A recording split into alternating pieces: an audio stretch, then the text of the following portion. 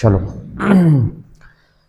देखो, ये चैप्टर सबसे आसान चैप्टर है, ठीक है। ये चैप्टर जो है वो सबसे आसान चैप्टर है, ठीक। आसान तो वैसे सभी चैप्टर हैं, पर ये सबसे ज़्यादा आसान है, ठीक है। ये चैप्टर पढ़ने में जानते हो ज़्यादा मज़ा आएगा, ठीक। जब ये चैप्टर अपन चालू कर रहे हैं इसमें ज़्यादा मज़ा आएगा। क्यों मज़ा आएगा? क्योंकि पता है एक हमको पैटर्न सिखाएगा, ठीक है। ये हमें क्या बताएगा? पैटर्न बताएगा। सबसे पहले हम ये जान लेते हैं कि आखिर पहली चीज तो ये कि इसको क्यों पढ़ें। रीजन तो यही है। फर्स्ट चीज तो ये कि इसको क्यों पढ़ें। तो भैया पहला आंसर तो यही, पढ़ने का सीधा सा आंसर क्या है? पेपर में आता है इसलिए पढ़ लेते हैं, ठीक है। पहला आंसर तो यही है ना, पेपर में आएगा तो पेपर में आना ही है तो पढ़ना पड़ेगा, ठीक है।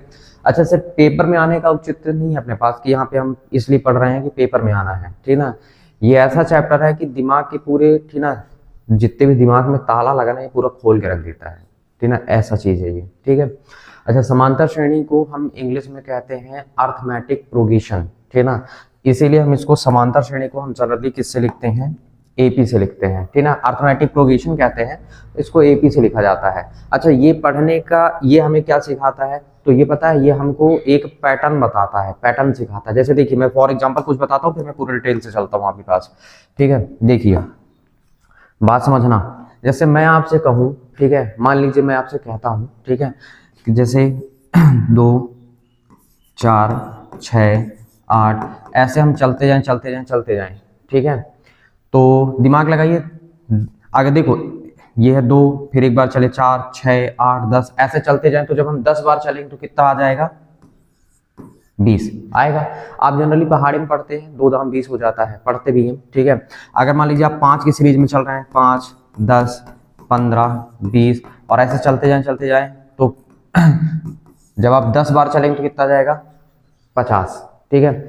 अब मान लीजिए ये पैटर्न जैसे चल रहा है, ठीक ना, कुछ अंकों के डिफरेंस का पैटर्न चल रहा है, ठीक है। अब मान लीजिए यहाँ पे आप ऐसा चलने लगे 7 11, अब देखो 4 के डिफरेंस में चल रहे हैं, 7 11, फिर उसके बाद कितना जाएगा? 15, फिर 19, ऐसे आप चलते जाएं। मान लीजिए मैं आपसे पूछा कि आप इस 4 के डिफरेंस में चल रहे हैं, ठीक ना, और जब आप 4000 बार चलेंगे तो बताइए लास्ट का टर्म क्या आएगा?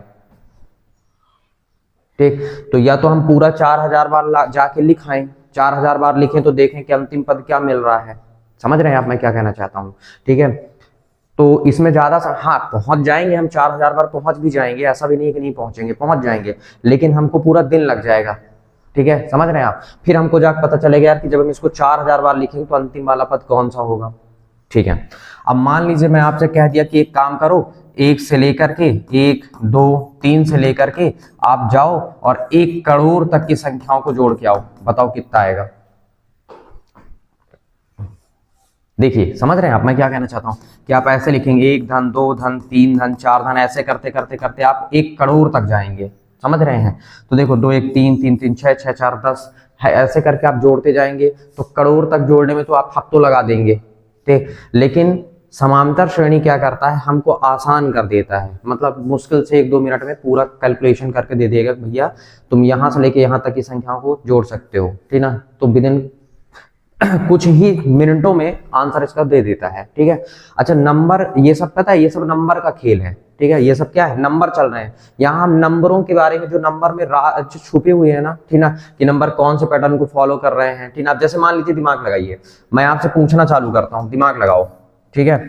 जैसे मान लेते हैं थोड़ी देर के लिए कि 3 6 9 11, सॉरी 3 6 9 और यहाँ पे 12, हमने आपको एक पैटर्न पकड़ाया और लास्ट में हमने बताया कि 3000 आएगा। कितना आएगा? 3000। ऐसे हम चलते गए तो लास्ट में हमारे पास कितना आया? 3000। अब हम इस बात में इंटरेस्टेड हैं कि आप ये बताइए कि 3000 से जब हम चलना चालू करेंगे, किससे? 3000 से, तो आप ये बताइए कि 15वें नंबर में कौन सा पद आएगा? उधर से जब हम चालू कर रहे हैं तो 15 नंबर में कौन सा पद आएगा, ठीक। जब इधर से जा रहे हैं तो 3000 तक पहुंचे, बैक करो कि वहां से लेके हम यहाँ तक में, मतलब कि यहाँ से जब हम बैक करें 15 नंबर में कौन सा पद आएगा। तो इस तरह के समस्त क्वेश्चनों का आंसर एपी हमको दे के जाता है, ठीक है। एपी हमारे पास क्या निकल पाएगा? आंसर निकालेगा। प्रश्न जब हम पढ़ेंगे ना तो प्रश्न हमको और अच्छे से समझाएगा, ठीक है। तो चलिए अभी मैं इन सारी चीजों को साइड में रखता हूं और आपको मेन मूल भाव में लेके चलता हूं। बाकी आप प्रश्नावली बहुत ज्यादा आसान है, ठीक है ना, कुछ है ही नहीं इसमें। देखो समांतर श्रेणी को हम इंग्लिश में कहते हैं अर्थमेटिक प्रोग्रेशन कहते हैं। क्या कहते हैं? Arithmetic progression. ठीक है, इसीलिए हम अर्थमेटिक प्रोग्रेशन कहते हैं, इसीलिए हमको इसको जनरली लिखते हैं एपी से, हमारा नाम चलेगा एपी। ठीक ना, ये है अर्थमेटिक जिसको हम कहते हैं समांतर, और पी का मतलब प्रोग्रेशन जिसको हम कहते हैं समांतर श्रेणी। ठीक है, अब बात समझिएगा समांतर श्रेणी है क्या। ठीक है, किसी संख्या में, मैंने क्या कहा, किसी संख्या में, किसी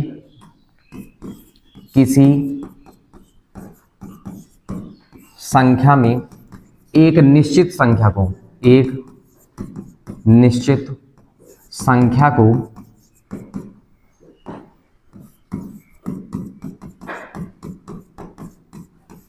जोड़ने, ठीक है, किसी संख्या में एक निश्चित संख्या को क्या करने पर, जोड़ने या घटाने, ठीक, हम दोनों लिख देते हैं, जोड़ने या घटाने से जो श्रेणी प्राप्त होती है, श्रेणी प्राप्त होती है उसे समांतर श्रेणी कहते हैं। क्या कहते हैं? समांतर श्रेणी कहते हैं। अच्छा, एक वर्ड है श्रेणी और श्रेणी। ठीक है, मैं आपको डिफरेंस बता देता हूं। यह है श्रेणी और एक है श्रेणी, कि इन दोनों में क्या फर्क है। तो श्रेणी में पता है, किसी भी, देखो हम किसी भी, जब हम लिखते हैं डेटाओं को लिखते हैं ना, तो कॉमा लगा लगा के लिखते हैं। क्या करेंगे हम, कोई भी डेटा आप जब लिखना चालू करते हैं तो क्या करेंगे, कॉमा लगा लगा के लिखना चालू करेंगे। ठीक है, और श्रेणी में आप इन्हीं डेटाओं को पता है प्लस करके लिखते हैं। तो अगर आप प्लस करके लिख रहे हैं तो श्रेणी बनता है, और अगर आप कॉमा लगा के लिखते हैं तो क्या बनता है, श्रेणी बनता है। ठीक है, बस यही डिफरेंस है। ठीक है, बाकी सेम पैटर्न फॉलो करते हैं। तो अभी मैंने क्या कहा, ध्यान से सुनो। किसी संख्या में एक निश्चित संख्या को जोड़ने या घटाने से जो श्रेणी प्राप्त होती है उसे हम क्या कहते हैं, समांतर श्रेणी कहते हैं। अब आप नॉर्मल दिमाग लगाइए। ठीक, मैंने क्या कहा है, आप बात को पकड़िएगा थोड़ी सी। फॉर एग्जांपल, ठीक, पहला एग्जांपल, किसी संख्या में कोई संख्या लेके आओ, कोई भी संख्या लेके आओ, एक संख्या अपने हिसाब से, अपने से सोच लो जो मन में आ जाए। मान लो मैं अपने से सोच ले भैया मैं 5 लेना चाहता हूं। ठीक है, फिर क्या बोला गया, एक निश्चित संख्या को जोड़ो। अब एक निश्चित संख्या, एक संख्या फिक्स करो, क्या जोड़ना है क्या घटाना है, जो भी जोड़ना है जो भी घटाना है फिक्स कर लो। मान लो मैं फिक्स कर दिया कि मुझे 3 जोड़ना है, तो 3 जोड़ते जाइए लगातार। अब आप 3 जोड़ेंगे तो 5 में 3 जुड़े कितना आएगा, 8, 8 में 3 जुड़े कितना आएगा, 11, 11 में 3 जुड़ेगा तो 14, 14 में 3 जुड़ गया तो 17। बस इसी पैटर्न को फॉलो करने लगता है, यही बन जाता है क्या, समांतर श्रेणी। यही है समांतर श्रेणी। किसी संख्या में एक निश्चित संख्या को जोड़ो चाहे घटाओ, ठीक ना, उससे जो एक श्रेणी सीरीज प्राप्त होती है ना, सूचियां प्राप्त होती है, इसी सूची को हम क्या कहते हैं, समांतर श्रेणी कहते हैं।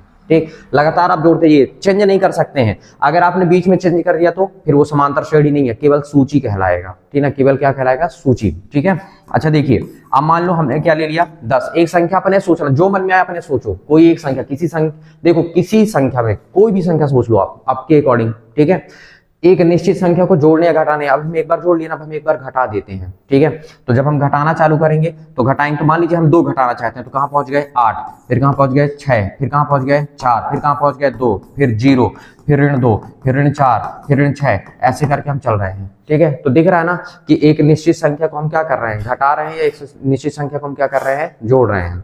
ठीक है, अच्छा पता है, किसी घटाना नामक कोई चीज नहीं होती है। जैसे अगर आप देखना चाहें ना, तो मैं आपको बता देता हूं। जैसे देखो 10, अब मैं कह रहा हूं कि 10 में ऋण 2 जोड़ दो, तो वो ऑटोमेटिक घटेगा ना बेटा। ठीक ना, तो कभी कभी बुकों में लिखा रहता है कि किसी निश्चित संख्या को केवल जोड़ने पर, घटाना नहीं लिखता है, पर जनरली हम घटाना भी लिख लेंगे, है ना, क्योंकि हम लोग पढ़ते रहते हैं जोड़ना घटाना, इसकी वजह से लिखना जरूरी है आपके लिए। ठीक है, ये हुआ, तो ये बात समझ में आई, हमने क्या कहा। अब मान लीजिए ये चलते चलते वो अलग बात है कि कहां तक पहुंच रहा है, वो बात की बात है। अब जो एपी है ना, ठीक ना, एपी की अगर हम बात करते हैं तो एपी 2 प्रकार के मिलेंगे आपको। कितने प्रकार के मिलेंगे, 2। तो पहले भी प्रकार को छोड़ते हैं, पहले हम यहाँ देखते हैं किसी निश्चित संख्या में। ये जो निश्चित संख्या होती है ना, इस निश्चित संख्या को हम एपी का प्रथम पद कहते हैं। ठीक ना, निश्चित संख्या को हम क्या कहते हैं, एपी का प्रथम पद। ध्यान रखेंगे, निश्चित संख्या को एपी, एपी मतलब अर्थमेटिक प्रोग्रेशन, समांतर श्रेणी। ठीक ना, निश्चित संख्या को एपी का प्रथम पद कहते हैं। क्या कहेंगे, प्रथम पद कहते हैं, इसे स्मॉल ए से लिखते हैं, स्मॉल ए से लिखते हैं, ये फिक्स है। कैसे लिखते हैं, सॉरी यार,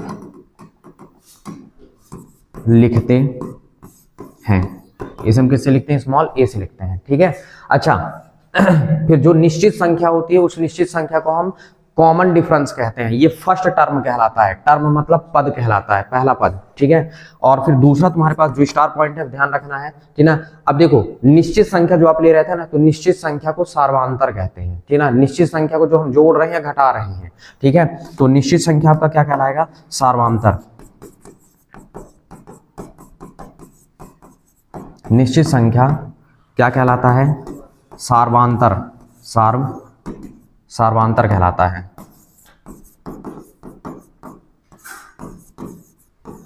इसे स्मॉल डी से लिखते हैं। किससे लिखते हैं, स्मॉल डी से, ठीक ना। संकेत है कि स्मॉल डी है ये, ठीक है। अब देखिए, ठीक ना, निश्चित संख्या को हम क्या कहते हैं, सार्वधातर, मतलब निश्चित संख्या सार्वधातर कहलाता है, इसे हम किससे लिखते हैं, स्मॉल डी से लिखते हैं, ठीक है। अब आप ध्यान रखेंगे, ठीक है, प्रथम पद जो है, ठीक है, कौन सा, प्रथम पद, प्रथम पद कहलाएगा स्मॉल ए, ठीक है, और सार्वधातर कहलाएगा, सार्वधातर कहलाता है स्मॉल डी। अच्छा पता बेटा, स्मॉल डी जो है ना वो क्या है, द्वितीय पद दूसरे से निकालना है, द्वितीय पद माइनस प्रथम पद। दूसरे पद से अगर आप पहले पद को घटाएंगे तो स्मॉल डी आपको मिल जाएगा। जैसे मैं आपसे यहाँ पूछूं कि देखो प्रथम पद कौन है, पहला वाला पद, दूसरा पद 8, तीसरा पद 11, फिर 14, फिर 17।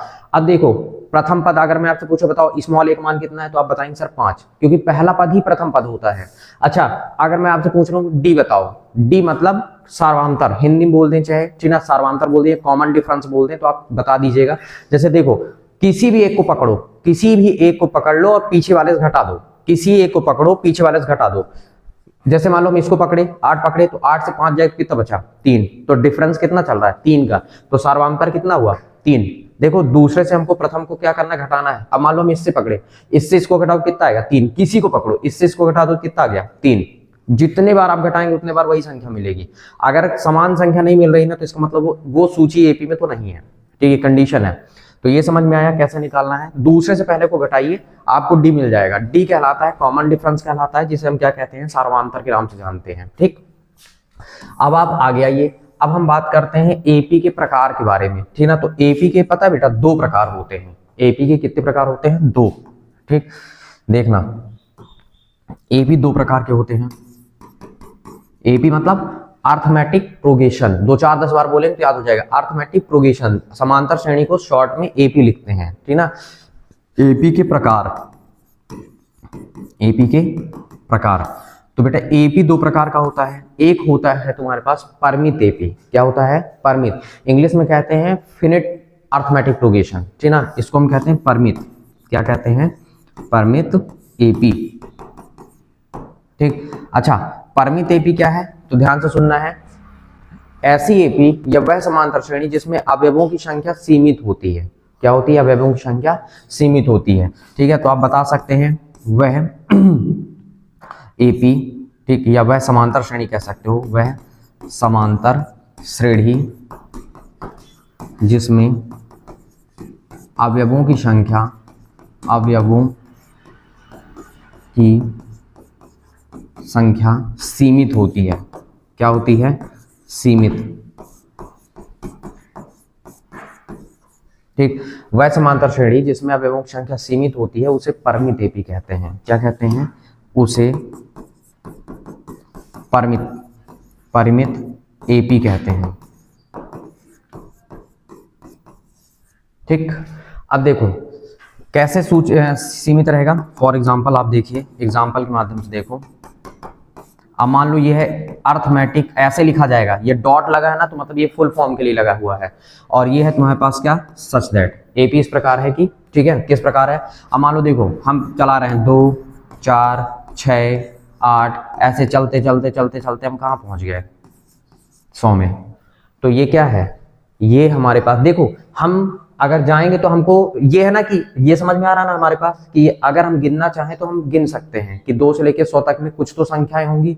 मतलब यहाँ पे क्या है तुम्हारे पास, अवयव, इनको हम अवयव कहते हैं, क्या कहते हैं, अवयव, ठीक है ना। तो इनमें अवयवों की संख्या क्या है, सीमित है, मतलब 2 से 100 तक है, उससे आगे तो नहीं गया ना, सीमित हो गया, ठीक है। अच्छा दूसरा तुम्हारे पास बनता है क्या, अपरिमित, जिसको हम इन्फिनिट के नाम से जानते हैं, ठीक है। अपरिमित को हम क्या कहेंगे? इन्फिनिट कहेंगे। सेकंड अपरिमित, अपरिमित एपी, क्या नाम देते हैं? अपरिमित एपी, ठीक, सॉरी ये। अब अपरिमित एपी क्या है? तो हम सेम लिखेंगे कि भैया वह समांतर श्रेणी जिसमें अवयवों की संख्या सीमित नहीं होती है, ठीक ना, सेम लिखेंगे हम, ठीक, मतलब अवयवों की संख्या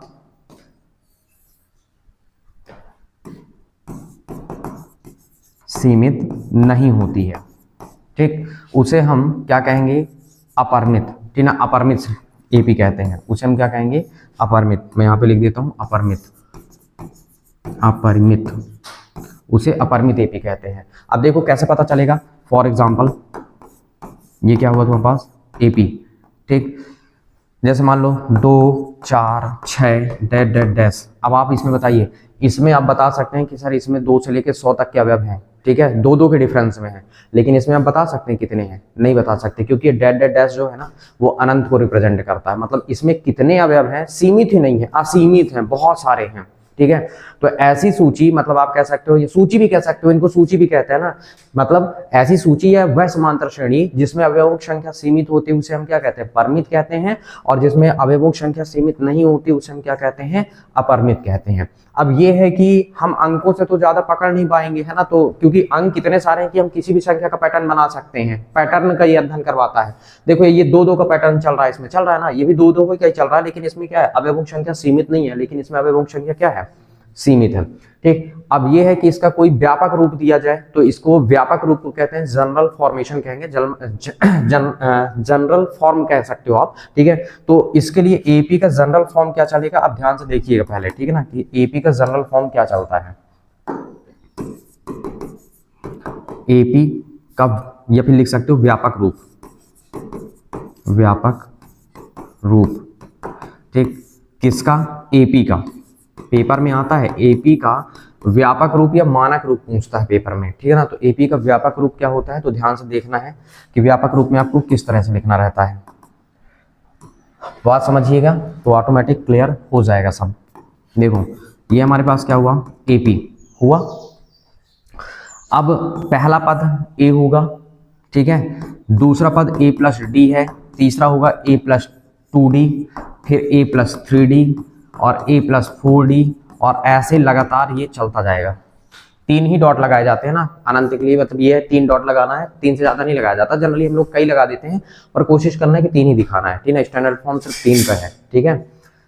ये है व्यापक रूप, ये क्या है? व्यापक रूप। अच्छा ये कैसे रिप्रेजेंट करता है? अगर आप देखेंगे ना तो व्यापक रूप में तुम्हारे पास पहला पद क्या है? अब यहाँ पे देखना, एपी का जब भी व्यापक रूप पूछता है ना तो व्यापक रूप या फिर मानक रूप पूछेगा तो ए प्लस डी, ए प्लस 2d, ए प्लस 3d, ए प्लस 4d, ए प्लस 5d, ऐसे करके लगातार चलता जाएगा, अनंत तक चलेगा, ठीक है। अब बात को थोड़ी सी यहाँ पे बिल्कुल समझना है और दिमाग में रखते जाना है। बाकी देखो सवाल लगा लेना आसान होता है, सवाल लगाना आसान होता है, मेन चीज को फॉर्मेशन समझना ज्यादा थोड़ी सी वो रहता है, ठीक ना। अब फॉर्मेशन एक बार समझ गया ना तो फिर सवाल आपके पास यूं ही लगा ले जाओ, कोई दिक्कत नहीं होती है। अब देखना यहाँ पे मैं आपको एक कंडीशन से यहाँ से दिखाता हूँ, ये एपी का व्यापक रूप है, ठीक है बेटा। यहाँ पे प्रथम पद क्या है? प्रथम पद को जनरली हम यहाँ पे A1 से नाम देंगे, क्या नाम देंगे? A1। तो प्रथम पद क्या है? A। अब द्वितीय पद क्या है बेटा? A प्लस D, देख के बोलना है। तृतीय पद क्या है बेटा? A plus 2D। तीसरे नंबर का पद 1 2 3। चौथे नंबर का पद क्या है? A प्लस, चौथे पद के बाद 5वें नंबर का पद क्या है? क्या पकड़ में आ रहा है? एक पैटर्न पकड़ में आ रहा है क्या कि यार पहला बोले तो ए बस आया, दूसरे में ए प्लस डी आ रहा है, तीसरा बोलने पर 2d आ रहा है, डी कम होते जा रहा है, पांचवा बोले तो 4d आया। तो इसका मतलब मैं आपसे 100वां पद पूछूंगा तो क्या बताएंगे आप? ए प्लस 99d। अगर मैं आपसे पूछा भैया 100वां पद कितना है, 100वां पद कितना है, तो आप क्या बताएंगे? ए प्लस 99d।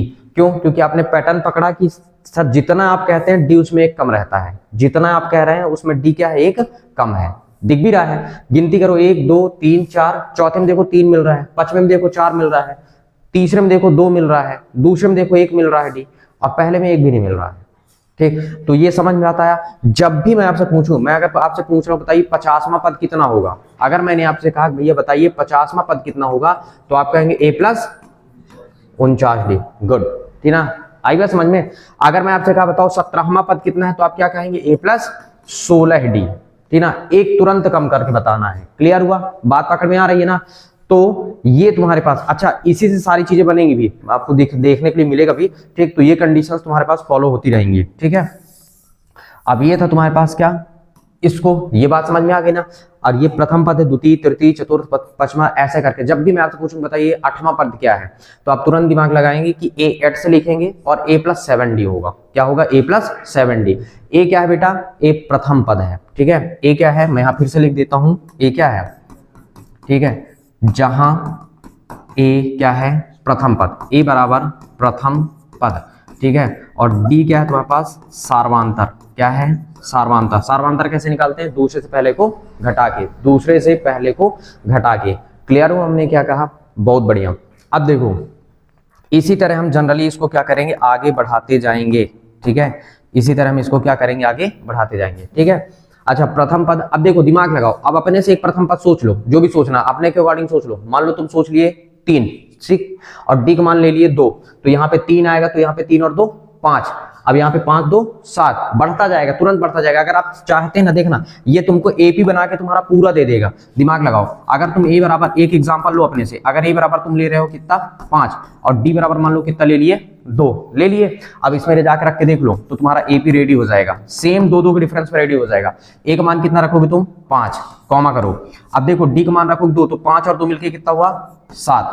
अब यहाँ पे देखो 2 रख दोगे, डी का मान 2 लिए हो तुम, ठीक है, तो 2 दूनी 4, 4 और 5 मिलके कितना हो जाएगा 9, 9 2 11, 11 2 13, 13 2 15। इसी फॉर्मेशन में वो चलने लगेगा, ठीक ना। ये 2 2 का बिल्कुल जुड़ के चलने लगता है, समझ गए। तो ये पूरा फॉर्मेशन ले जाकर रख के देख लो। जैसे यहाँ पे तुम कितना रखोगे 5, और यहाँ पे रखोगे 2, तो 3 दूनी 6, 6 और 2 6 और 5 मिलके कितना हो जाएगा 11। यहाँ पे रख के देखो 5 रखोगे, यहाँ पे रखोगे 2, तो 4 दूनी 8, 8 5 कितना हो गया 13। ऐसे 2 2 में चलता जाएगा। मतलब ये जो चल रहा है ना, इसको इस रूप में बताया गया है, ठीक है, क्योंकि बार बार अंकों का प्रयोग नहीं करेंगे ना, तो इस रूप में हम बताते हैं। यही क्या कहलाता है, व्यापक रूप इसका कहलाता है, ठीक। अब इसके प्रश्न इतने आसान होते हैं कि आप देख देख के कर ले जाएंगे, ठीक है, देख के कर सकते हैं। चलिए आते हैं।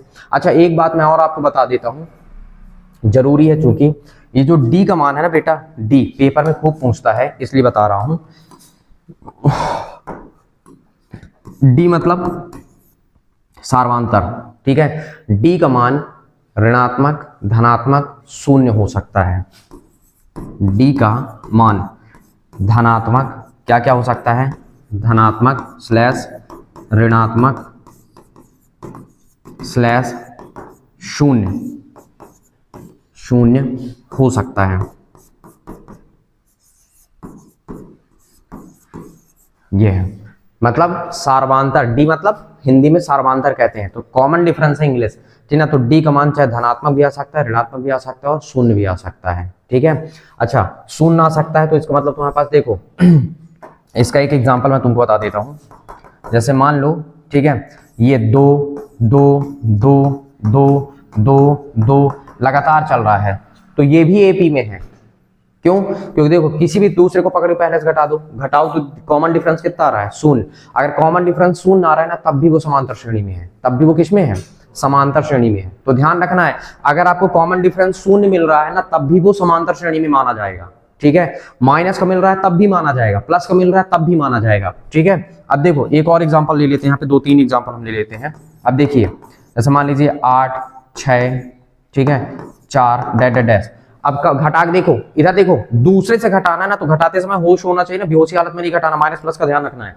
6 में से जब हम 8 घटाएंगे ना, तो ऋण का 2 बचेगा। घटा के देखो 4 में से 6 घटाओ तो ऋण का 2 बचेगा, मतलब कॉमन डिफरेंस माइनस में चल रहा है। अगर इसी चीज को हम मान लीजिए ऐसे 5 10 15 ऐसे चला रहे हैं, तो 10 में से 5 जाए कितना बचा 5, 15 में से 10 जाए कितना बचा 5, तो यहाँ पे धन का मिल रहा है। तो कॉमन डिफरेंस क्या होते हैं, माइनस का भी हो सकता है, प्लस का भी हो सकता है, और जीरो भी हो सकता है, ठीक है। ये ध्यान रखना है आपको। क्लियर हुआ हमने क्या कहा। अब हम चलते हैं सीधे सीधे कहाँ, अब हम चलते हैं प्रश्न में। बहुत आसान है, मजा आ जाएगा प्रश्न हल करोगे तो, ठीक। अच्छा जो मैं बताया हूँ वो सब यहाँ पे लिखा हुआ है, आप जाएंगे बुक उठाएंगे तो आपको सब दिख जाएगा, ठीक ना, कोई वो नहीं है, पढ़ लीजिएगा अगर आपको पढ़ना है तो, ठीक है। सारी चीजें बता दी गई हैं, ठीक है। ये मैंने समांतर श्रेणी, ठीक ना, देखो अर्थमेटिक प्रोग्रेशन कहते हैं जिसे हम एपी से शॉर्ट में लिखते हैं, ठीक है। अब इसमें समांतर श्रेणी की सूची बताया, देखो एक निश्चित संख्या को जोड़ने से प्राप्त होता है। फिर बताया कि सार्वंतर यानी कॉमन डिफरेंस कहलाता है। क्या कहलाता है? एक निश्चित संख्या जो होती है वो कॉमन डिफरेंस है। मैंने सब बताया है। देखो याद रहिए, सर्वांतर धनात्मक ऋणात्मक या शून्य हो सकता है, ठीक ना, इसमें ये भी बता दिया गया है, ठीक है, ध्यान रखना है आपको इस बात का, ठीक। तो अब ये देखिए, इसे हम क्या कहते हैं? जनरल फॉर्म कहते हैं, यानी व्यापक रूप कहते हैं। तो व्यापक रूप कौन सा तुम्हारा? ये है, ये लिखा है बेटा, ये व्यापक रूप लिखा है, ठीक है। उसके बाद तुम्हारे पास क्या हो गया? एपी के बारे में हमने बता दिया है। तो एपी के बारे में क्या हुआ तुम्हारे पास? एक परिमित बनता है जिसको हम अर्थमेटिक मतलब कि इन्फिनिट कहते हैं, और एक परिमित बनता है जिसको फिनिट कहते हैं, अपरिमित बनता है जिसे हम इन्फिनिट। इन्फिनिट मतलब होता है अनंत, ठीक ना, अनंत जिसमें आ जाता है। ये मैंने सब आपको बता दिया, ठीक है। हम सीधे चलते हैं प्रश्न में, तो काफी मजा आएगा। ये पेपर में 2 नंबर में आता ही आता है बोर्ड एग्जाम में, ठीक ना। ये क्वेश्चन जरूर आपको देखने के लिए मिलेगा, चाहे कुछ भी हो जाए, चाहे ऑब्जेक्टिव मिल जाए, पेपर में 2 नंबर में आता है। पेपर में 2 नंबर में पूछता है। देखिए क्या बोला है यहाँ पे, बताइए बताइए क्या कह रहा है प्रश्न। आप क्वेश्चन पढ़ लिए ना? क्वेश्चन पढ़ लिए? क्या लिखा है? ए आप लिख सकते हैं दिया है। क्या लिखेंगे आप? दिया है, ठीक है। अच्छा क्या दिया है? एपी किस प्रकार है? 3/2, 1/2, ऋण 1/2, ऋण 3/2 डैश दिया है। प्रभु बोल रहा है प्रथम पद बताओ। क्या बोल रहा है? प्रथम पद, ठीक है। तो अब आ जाइए, आप लिखेंगे अब प्रथम पद। तो बेटा प्रथम पद हम तो ए को कहते हैं, तो पहला नंबर देख के नहीं बन रहा है कि पहले नंबर में 3/2 है, यही तो प्रथम पद है यार। लो लिख गया, आई बात समझ में। उसके बाद तुम्हारे पास क्या बोल रहा है? सार्वांतर, ठीक, क्या बोला? सार्वांतर। और सार्वांतर कैसे निकालते हैं? दूसरे से पहले को घटा के। तो दूसरा कौन है? 1/2, पहला कौन है? 3/2, ठीक है, घटा दीजिए। तो जब आप घटाएंगे तो क्या आएगा बताइए? 2 आ गया एलसीएम, ठीक है। और ये 1 माइनस कितना हुआ? 3, ठीक। क्योंकि जब सेम सेम रहता तो उतार लेते हैं, ऊपर वाले जो कहते हो जैसे रहे वैसे लिख दिए। तो डी बराबर क्या कहलाया बताइए? ये डी बराबर हुआ 2 और ये घट के क्या बचे? -2, ठीक। यानी आपके पास क्या कहलाया? आपके पास आ जाए कैंसिल हो गया। जब कैंसिल होता है ना तो काटने की आवश्यकता नहीं है। दो कैंसिल, कितना बचेगा? -1। और ये आपका क्या आ गया? कॉमन डिफरेंस, मतलब -1 का डिफरेंस चल रहा है। अगर आप जाके देखेंगे तो बन जाता है कि हाँ इसमें सब में क्या चल रहा है? -1 का डिफरेंस चल रहा है, ठीक है। और ये आपके पास क्या हो गया? रेडी हो गया, खत्म। ये दोनों आंसर हैं। एक आंसर आपका ये है, एक आंसर ये निकल गया आपका, और एक आंसर ये निकल गया आपका। ये चाहे तो इसको भी ऐसे बॉक्स में बंद कर दीजिए, ज़्यादा अच्छा रहेगा। बॉक्स में बंद करना अच्छा रहता है, टीचर को देखने में थोड़ी सी सहूलियत मिलता है, एक अलग से उभर के आता है सामने, ठीक है। अब आगे आइए, अब पहचान करना है। अगले क्वेश्चन में हम देखते हैं।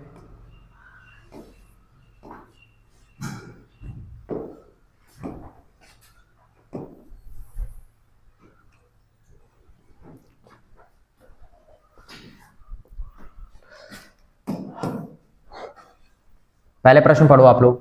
प्रश्न क्या कह रहा है? प्रश्न पढ़ो।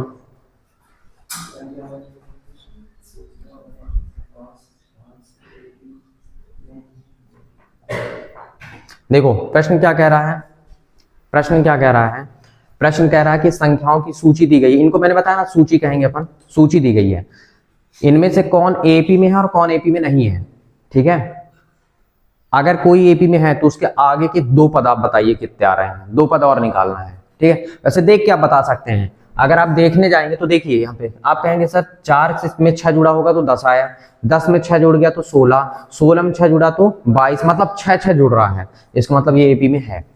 तो दिमाग लगाओ, तो 22 है तो अगला वाला पद क्या होगा? 2 पद आगे निकालें तो 22 और 6, और फिर अगला 28 और 6 34 आ गया। लेकिन लिख के दिखाना है ना, समझ रहे हैं आप? लिख के दिखाना है। तो आइए लिख के दिखाते हैं अपन। देखिए पहला, ठीक है, दी गई सूची। आप क्या लिखेंगे? क्योंकि सूची दी गई सूची। तो बेटा दी गई सूची आपके पास क्या है? तो देखो दी गई सूची कितना है? 4, फिर कितना है? 10, फिर 16, फिर 22, और लगातार सूची बढ़ रही है, ठीक है। तो हमने दी गई सूची को लिख दिया, ठीक है। थोड़ी सी दूर से लिखिएगा ताकि दिखाई दे, ठीक है। हाँ, अब ये तुम्हारे पास दी गई सूची है, तो आप क्या करेंगे? आपके पास एक काम चालू हो जाएगा। आप करेंगे, लिखेंगे क्या? अब कैसा लिखना, ध्यान सुनना। मैंने क्या बताया? हर दूसरे पद से पहले पद को घटाओ, तो कॉमन डिफरेंस यानी सर्वांतर निकलता है हर दूसरे पद से।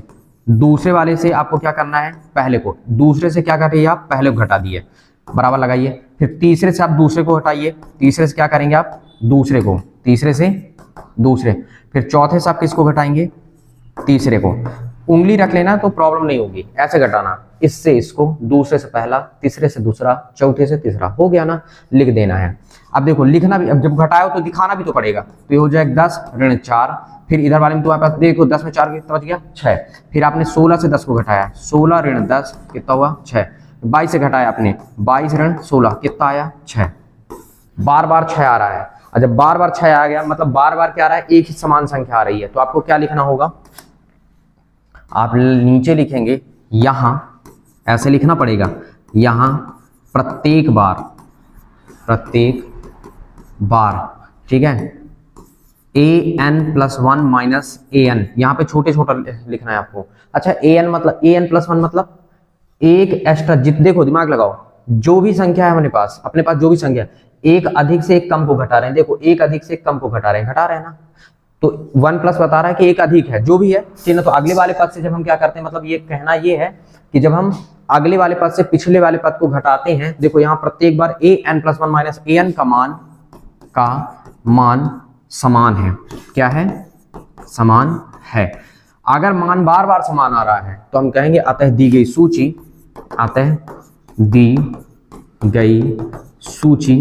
AP में है, क्या है, AP में है। अच्छा ये n नंबर है, नंबर अगर आप रखने जाएंगे ना, अगर आप परेशान हो रहे हैं परेशान मत होइए, अगर n का मान आप 1 रखेंगे तो 1 1 2 हो जाएगा, तो अगला वाला 1 हो जाएगा, तो देखो ये मिल गया। अगर आप n का मान 2 रखेंगे ना, तो देखिए दूसरे में से आप क्या करें, 2 रखते ही क्या हो जाएगा, 2 और 1 3, देखो 2 रखो 2 1 3, तो ये वाला क्या कहलाएगा, 2 कहलाएगा। तो ये सब आपको मिलता जाएगा, ये मिल रहा है। तो आपको हर एक क्वेश्चन में यही लिखना है, यहाँ प्रत्येक बार an+1 माइनस an का मान क्या है, देखो प्रत्येक बार लिखोगे आप, यहाँ प्रत्येक बार an+1 माइनस an का मान समान है, समान नहीं निकले तो लिखना पड़ेगा समान नहीं है, ठीक ना। और समान है तो दी गई संख्या यानी दी गई सूची जो है वो क्या है, AP में, जो सूची वो किस में है, AP में है। पेपर में 2 अंक में पूछा जाता है, ठीक। अच्छा अब आगे की आपको पद निकालना है, तो आप लिखेंगे, अब क्या लिखेंगे आप, अब अगर सूची AP में है तो प्रथम पद A है, तो A का मान कितना हुआ 4 और D का मान कितना हुआ 6, तो ये तो कॉमन डिफरेंस ही निकाले हैं सबका हम, ठीक। तो आगे के 2 पद क्या लिखोगे, आगे के 2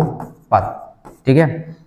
तो आगे के 2 पद आप निकालेंगे, तो पहला नंबर डालिए आप, नंबर 1 बनाइए, नंबर 1 और नंबर 2। आगे का पहला कितने पद हैं अपने पास, 4 पद थे, तो ये 5वां निकालना है और कौन सा निकालना है, 6वां। अब बेटा बताइए, अभी मैं आपसे पूछ रहा हूं 5वां पद क्या होगा, बताओ। 5वां पद a+4d, 6वां पद a+5d। एक कम बताना था, याद आया, एक कम बताना है। अब मान रख दो अपना तो आ जाएगा आंसर। a का मान कितना बेटा 4, धन ये कितना है 4 गुणित d का मान कितना बेटा 6, देखो 6 चौको 24, 24 और 4 कितना हुआ 28। अब a का मान कितना बेटा 4, 5 है तो 5, d का मान कितना बेटा 6, ये लिखे हैं, ये यहाँ पे लिख दिए हैं, तो 6 पंचा 30, 30 और 4 34। तो देखो जो तुम बता रहे थे कि 28 34 आएगा वही आ गया, समझे। तो ये सवाल इस तरह से किया जाएगा, ये जो सवाल है ना ये इस तरह से होगा। क्लियर हुआ हमने क्या कहा। अब एक सवाल आपको और देखना है, ठीक है, मैं यहाँ पे चलता हूं।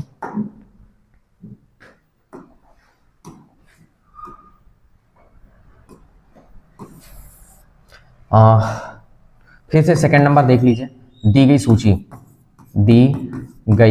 सूची।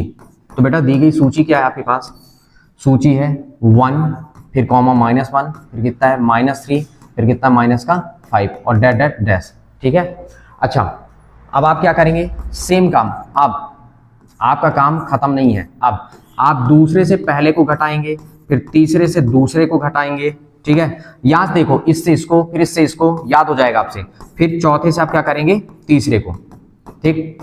अब घटाओ भी, घटाते समय थोड़ी ध्यान रखना ना, माइनस वाली संख्याओं को ध्यान रखना पड़ेगा आपको कैसे घटाना है, क्योंकि ब्रैकेट लगाइएगा तभी काम हो पाएगा। देखो आप -1 से क्या कर रहे हो, -1 से किसको घटा रहे हो 1 को, फिर आप -3 से किसको घटाओगे -1 को, फिर आप क्या करोगे -5 से किससे घटाओगे -3 को। तो ब्रैकेट लगा के लिखना पड़ेगा आपको, है, ताकि गलतियां ना हो, ठीक है, क्योंकि अगर ब्रैकेट यूज नहीं करेंगे तो गलतियां हो जाएंगी। अब देखो अगर मैं, देखो ये भी -1 हो गया, ये भी -1 हो गया, तो -1 मिलके कितना हुआ -2। अब देखो माइनस माइनस क्या कर देगा प्लस, तो -3 से +1 जाएगा तो कितना बचेगा, -2, माइनस माइनस क्या हो जाएगा प्लस, तो -3, देखो -5 में से +3 जाएगा तो क्या बचेगा, -2।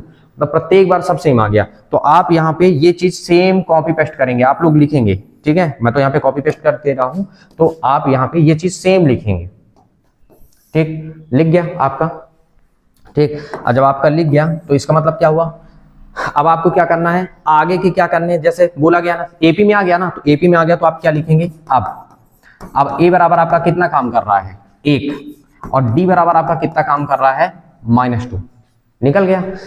यहाँ पे -2 का डिफरेंस चल रहा है, प्रत्येक में चल रहा है, तो पहला वाला पद क्या हो गया, क्योंकि वो सूची ए बी में आ चुकी तो प्रथम पद ये है और सर्वांतर ये है, ठीक है। अब आगे के आपको क्या निकालने हैं, आगे के 2 पद निकालना है, कभी प्रश्न 2 बोलेगा, कभी बोलेगा 3, जितना वो बोलेगा उसके अकॉर्डिंग आपको निकाल देना है, ठीक है ना। तो हम क्या निकाल रहे हैं, आगे के कितने पद निकालने लगे, 2, कौन कौन सा, 4 ठो दिया था, 5वां छूटा है, और कौन सा छूटा है, 6वां। छूटे तो बहुत सारे हैं पर निकालना हमको 2 ही है। 5वां पद क्या होगा बताओ, a+4d, और a+ कितना होगा ये 5d। अब a का मान कितना है आपके पास बताइए, a का मान है 1 धन 4 गुणे d का मान कितना बेटा -2, दिमाग लगाओ, 4 दूना 8, ऋण 8 में से धन 1 जाए तो ऋण का कितना बचेगा 7। अब यहाँ पे a का मान है 1, देखो a बराबर 1 रख दिए, और ये 5 गुणे d का मान कितना ऋण का 2, 5 दूना 10, 10 में 1 चला गया तो ऋण का 9। ये दोनों आपके क्या हैं आंसर। आप देख के भी बता सकते थे, देखिए ऐसे बताओ, दिमाग लगाओ, यहाँ देख लो, चलो वही चीज है, ठीक है। जैसे 2 का डिफरेंस चल रहा है तो 5 के बाद क्या आएगा, ऋण 7, ऋण 7 के बाद क्या आएगा, ऋण 9, 9 के बाद 11, ऑटोमेटिक दिखने लगता है कि क्या आने वाला है, ठीक है। तो ये बनेगा तुम्हारे पास, और बाकी सब सवाल अब आपको खुद निकालना है फिर ऐसे, ठीक है। अभी आप फिलहाल इतना लिख डालिए, यहां से लिखिए पहले पूरी चीजें।